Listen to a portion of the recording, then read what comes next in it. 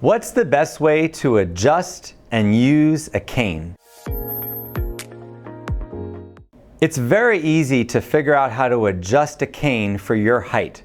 What you want to do is stand as you normally would with your arms down at your sides, and then you want to adjust the handle of the cane so that it's the same height as the crease in your wrist.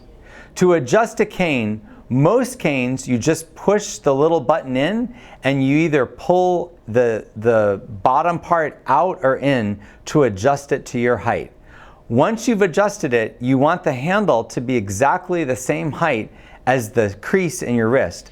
The reason for that is you want your elbow to be at about a 10 to 15 degree bend when you're using a cane.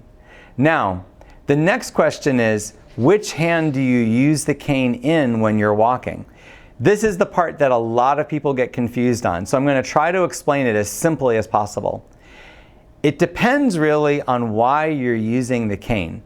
If you're using a cane because you feel that you're unsteady or that your balance isn't well or you're falling, then I suggest that you always use the cane in whichever hand you're used to using. If you're right-handed, you use the cane in the right hand.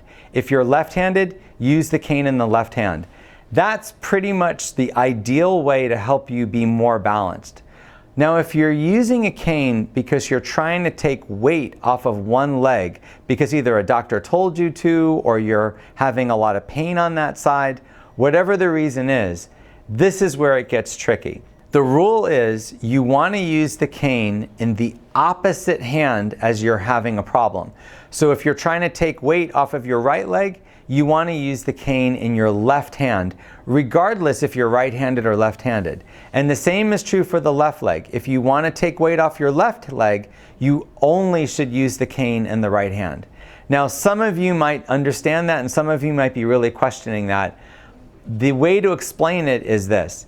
If we put a scale under both feet, if we could tape a scale under your shoes so you could see how much weight you're putting on each leg, what you would notice is when you use if you're trying to take weight off of your right leg and you use the cane in your right hand, you're actually, even though the cane is there, you're going to be putting more pressure through the right leg because your body is leaning to that side just a little bit to use the cane.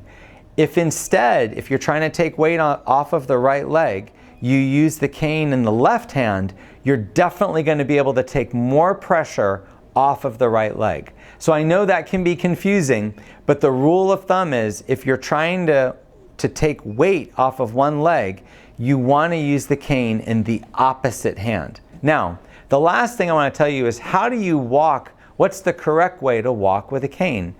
Well, you want to walk so that the cane advances with the opposite leg. So if you're using the cane in the right hand, you're going to move your left leg with the cane in the right hand. So every time your right hand moves forward, your left leg moves forward.